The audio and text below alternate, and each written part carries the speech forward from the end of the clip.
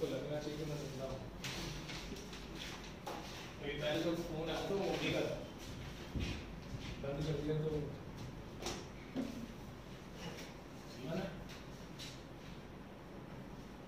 नहीं हुआ डिफरेंशिएशन।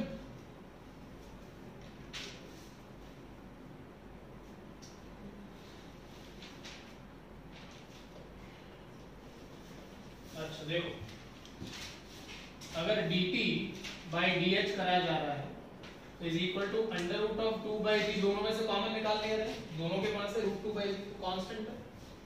अब आप डिफरेंशिएशन करने जा रहे हैं तो d by dh of capital H minus small h की पावर कितनी, 1/2, तो 1/2 and plus of small h की पावर 1/2।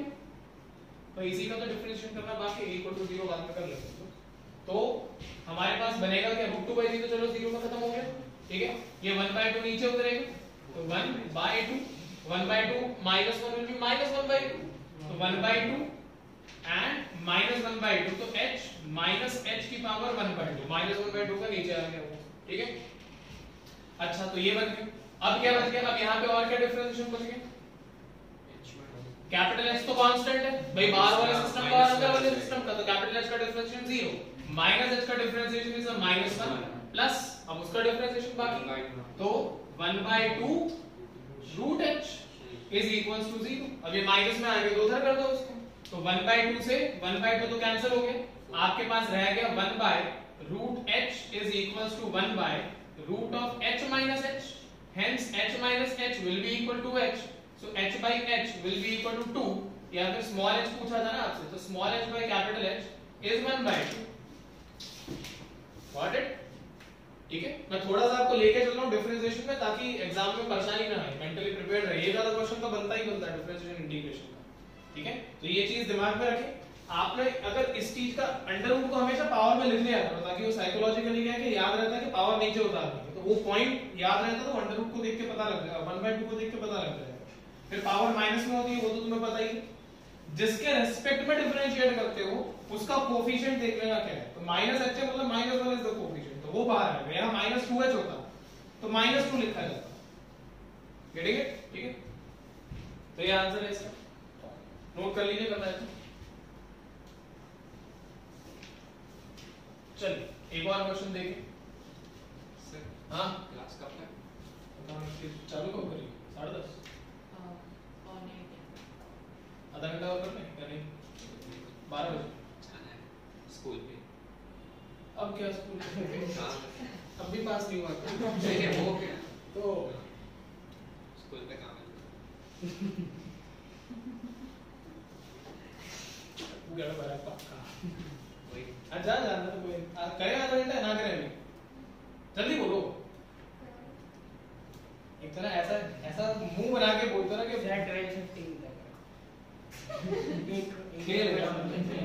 लिखो लिखो, चलो फटाफट कर, चलो 12:15 तक लिखो। हाँ, two towers of height 15 meter and two towers of height 15 meters and 18.75 meters, two towers of 15 meters and 18.75 meters, ठीक है, are shown in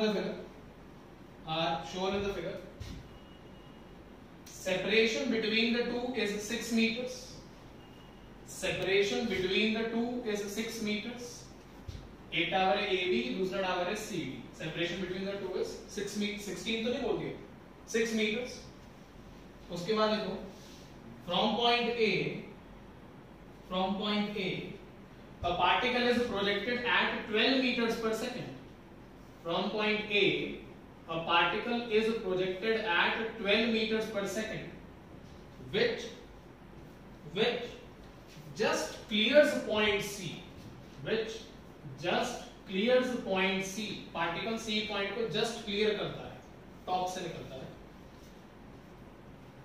Then find the total time of flight of the ball, then find the total time of flight of the ball when it reaches the ground, when it reaches the ground, तो जब ये particle ground को hit करता है तो total time कितना बीत चुका है ये पूछा। ए पॉइंट से फायर करा के 12 मीटर्स पर सेकंड, ठीक है। Angle is not given, angle with the horizontal is not given, ठीक है। टोटल टाइम ऑफ फ्लाइट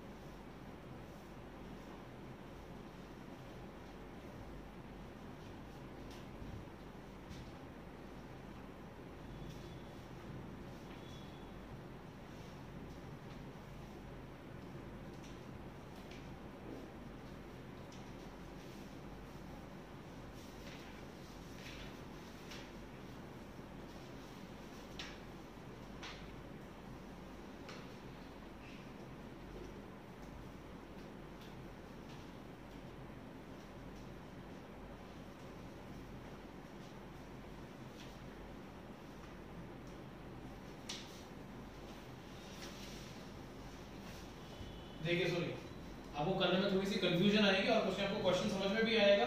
अब लगेगा कि कर पाएंगे, बीच में स्टेप्स में कहीं कहीं पे हल्का सा आपको होगा थोड़ा सा इशू। मैं क्या बोल रहा हूँ पहले सुने। हो रहा है क्वेश्चन, हो रहा है, हो गया नहीं? सुनो कितना सा लगा, चलो ओके। देखो सुनो, ऐसे क्वेश्चन में पता है क्या है, जनरली बच्चा दो तीन तरीके से सोचता है। एक वो सोचता है कि मैं ए से लेके यहाँ तक का टाइम निकाल देता हूँ, फिर मैं यहाँ से लेके यहाँ तक का टाइम निकाल दूंगा, विच इज करेक्ट, कोई प्रॉब्लम नहीं है, ठीक है। तो मेरी बात सुनना, मैं क्या कर रहा हूँ और जो कर रहा हूँ पूरा आपको बताऊंगा, फिर मैं लिखूंगा। यहां से यहां तक का डिस्टेंस कितना है? 6 मीटर का, ठीक है। 12 मीटर पर सेकंड में तुमने थ्रो करा है, एक्स एक्सिस की वेलोसिटी होती कांस्टेंट है, ठीक है। तो मैं 6 मीटर की जो दूरी है, क्या मैं उसके हिसाब से कोई टाइम की वैल्यू या कुछ निकाल सकता हूँ? पहले इतना सोच के बता, 6 मीटर की दूरी में क्या मैं टाइम का डेटा निकाल सकता हूँ? मतलब यहां से यहां तक पहुंचने में टाइम कितना लगा, क्या मैं निकाल सकता हूँ? एक बार सोच लो, नहीं तो मैं बता रहा हूं। ए पॉइंट से लेके क्या है, सी पॉइंट, हाँ C point, can you calculate?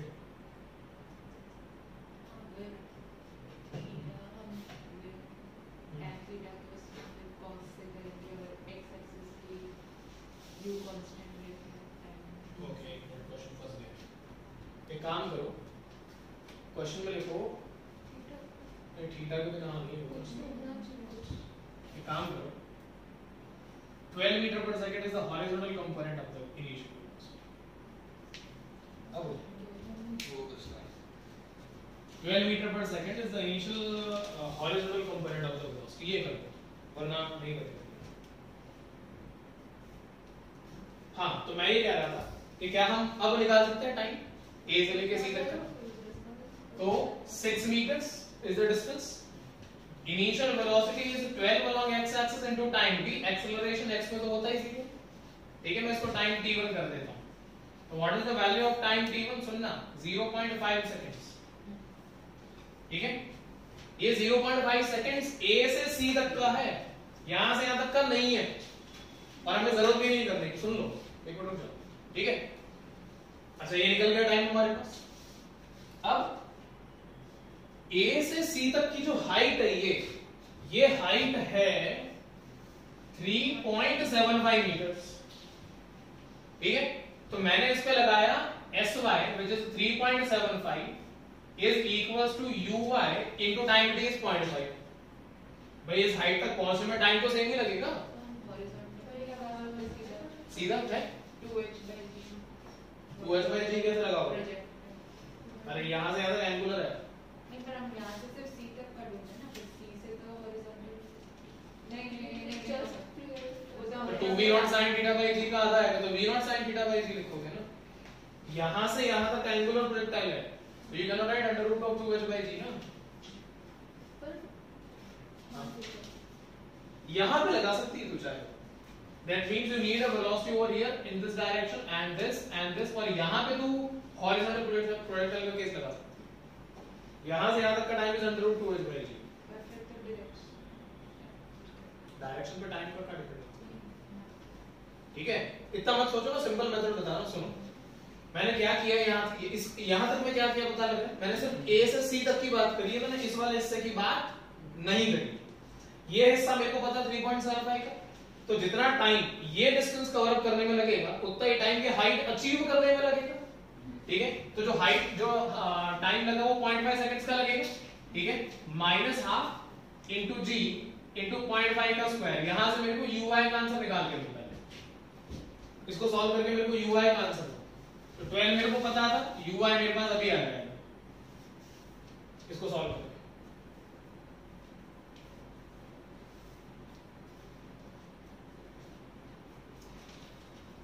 Patel साहब सॉल्व करो ना, हाथों में मेहंदी लगी है तो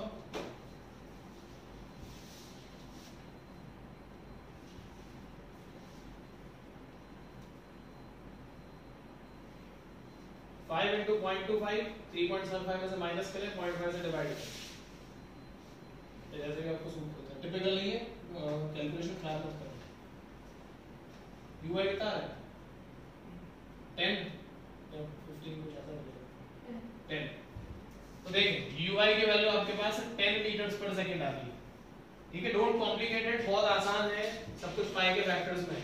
तो ये आपके पास 10 आ गया, ठीक है। अच्छा, अब अल्टीमेटली बॉडी का नेट डिस्प्लेसमेंट अलोंग y कितना है -15, ठीक है भाई। ये हाइट तो कैंसिल होगी ना ऊपर जाने के लिए और नीचे जाने के लिए, तो आपने अब सीधा कर दिया -15 is equal to what is uy, तो 10 into time t minus half into g into t square, answer. Horizontal के केस में परेशान ही क्यों हो रहे हो भाई, ऊपर गई नीचे आई तो जो बिल्डिंग की ऊपर वाला हिस्सा होता है वो तो कैंसिल हो जाता है, बस निकाल दो आंसर, इससे हो गया। प्रॉब्लम क्या थी कि मेरे को 10 नहीं पता लग रहा था, 10 नहीं पता लगेगा मतलब हमें पता नहीं था, तो हमने 10 निकालने के लिए t निकाला, ये t इसने निकाला ताकि मैं ui निकाल सकूं और ui को मैं यहां पुट कर सकूं। अरे in my imagination this case is equivalent to this case, तो माई प्रॉब्लम वाज कि मेरे को यहां से लेके यहां तक का टाइम नहीं पता था, ठीक है, या मेरे को ये नहीं पता था कि मैंने ऊपर कितनी वेलोसिटी से थ्रो करा, ये दोनों ही चीजें नहीं पता थी, ओके फाइन, ठीक है। तो मेरे को x का डेटा पता था, उससे मैंने पहले t निकाला, t निकाल के मैंने u निकाला, u निकाल के मैंने मेरी इक्वेशन में पुट कर दिया, आंसर बन गया, ठीक है। तो इसको देख के फीलिंग आती है कि यहाँ पे हॉरिजॉन्टल प्रोजेक्टाइल का केस लगा दो, which is not wrong but it is lengthy, क्योंकि आप पहले यहाँ पे निकालेंगे फिर टाइम की वैल्यू पुट करेंगे, वो सारे स्टेप्स आते हैं तो वो कंफ्यूजिंग हो जाता है अल्टीमेटली, ठीक है। फिर वो तुक्के मारने का मन करता है। आंसर कितना बनता है 2 3 ओके, तो 3 सेकंड्स के 0.3 सेकंड्स -3 और +3 और हां सॉरी 3 सेकंड्स ही बनेगा, 0.3 कैसे बन सकता है जब यहां से यहां तक का 0.5 सेकंड्स लग रहा है, तो 0.3 नहीं होगा, वो प्रिंटिंग मिस्टेक होगी, 3 सेकंड्स। समझ आया ना, okay.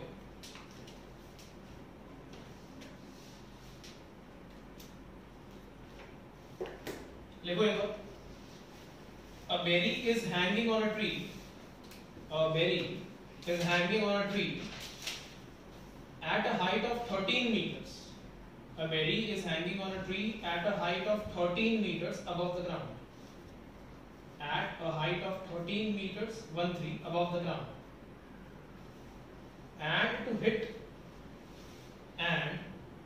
it a boy, and to hit it a boy standing 50 meters from the tree, and to hit it a boy standing 50 meters from the tree throws a stone at 10√10 throws a stone at 10√10 meters per second. If he wants to hit berry in minimum time, if he wants to hit the berry in minimum time, then the angle of projection should be, then the angle of projection should be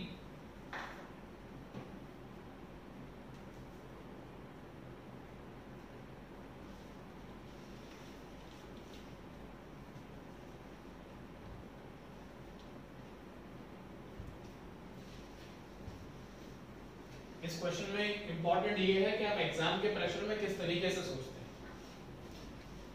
ये एक equation से question solve किया था with a single equation without any differentiation.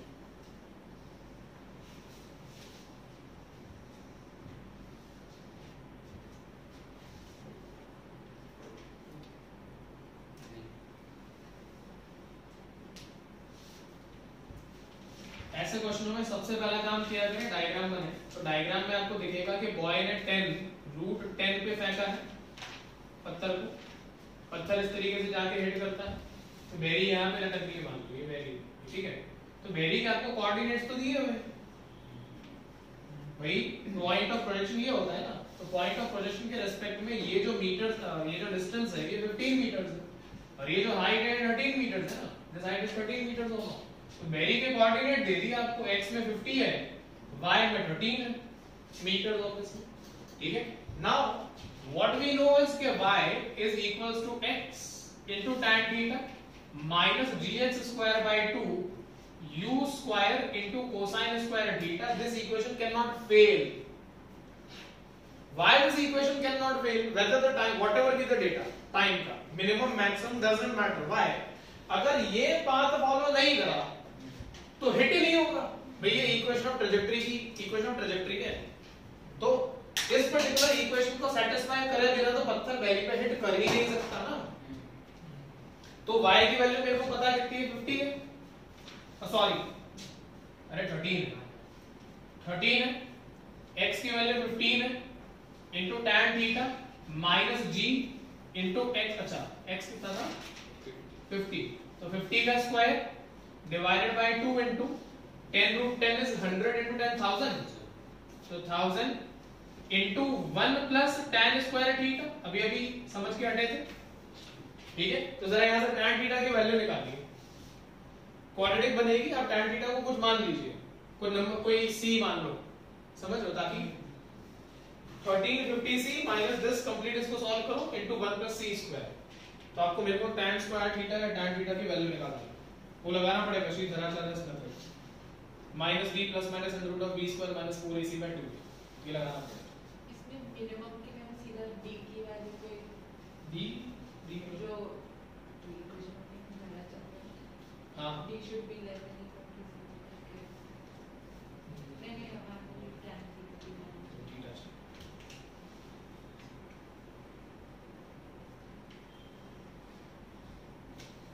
अच्छा चलो इसको घर पे सॉल्व कर लेना। सुन लो मैं क्या कह रहा हूं, सुन लो। ऑब्वियसली tan स्क्वायर थीटा तो दो वैल्यू आएंगी tan थीटा की, ठीक है। तो जब आप इसको सॉल्व करेंगे ना तो tan थीटा की दो वैल्यूज ये बनेगी, एक 17/5 बनेगी आई गेस और एक 3/5, ये दो वैल्यूज आएंगी, ठीक है। उसने बोला टाइम मिनिमम लगना चाहिए, आंसर कौन सा बनेगा 3/5। और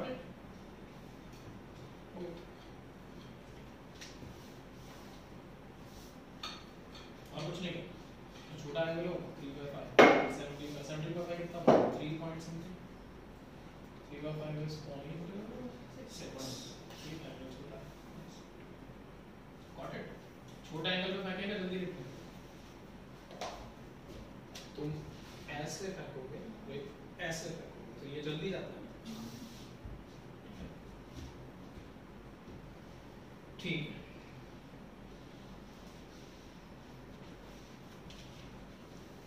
टाइम मिनिमम चाहिए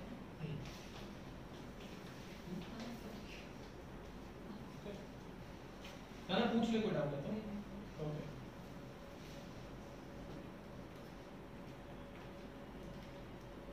एक मिनट रुको बस, एक on 1B 20 and 50 million in all the origins of the ball and elastic and then bear the ball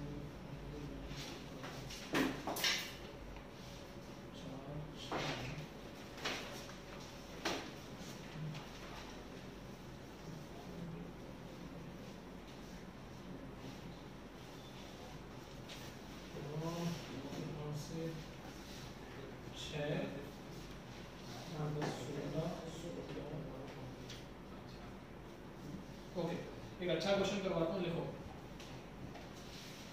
The figure shows a boy throwing a ball towards the figure shows a boy throwing a ball towards wall B, दीवार.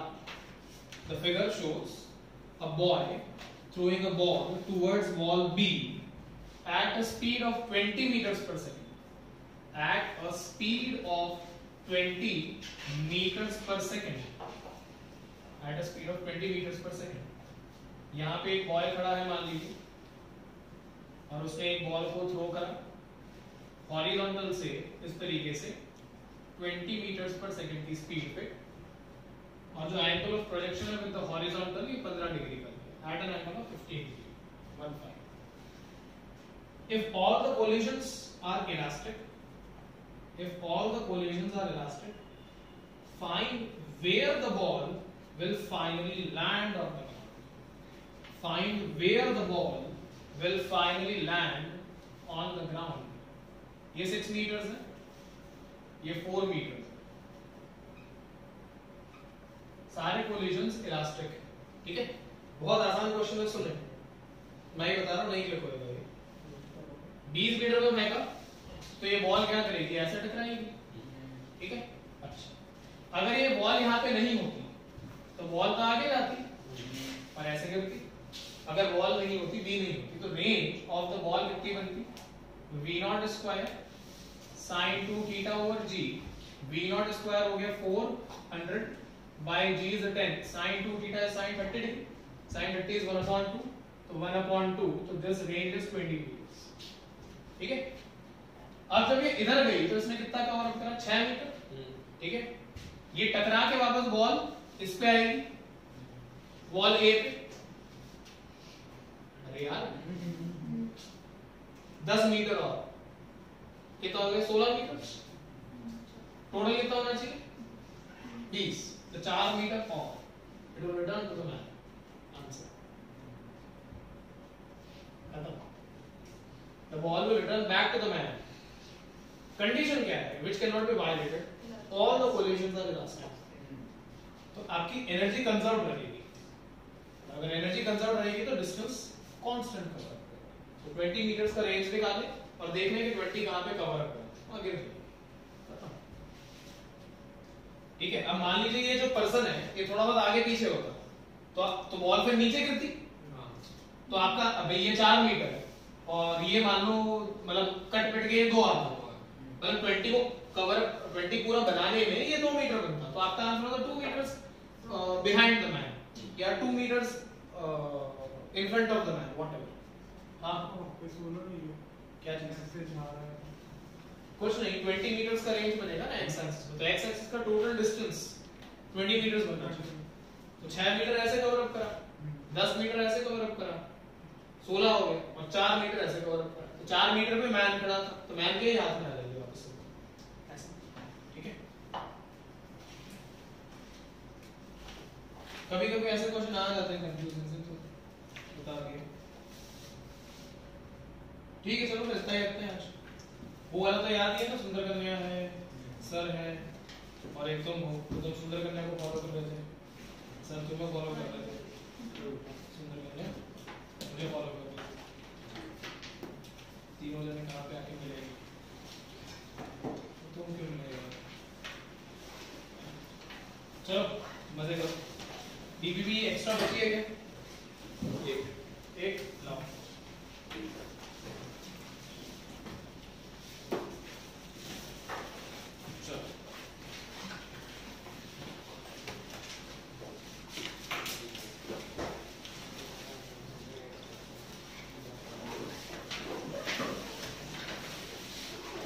फॉर्मूले के साथ formula लिखता है क्या नहीं.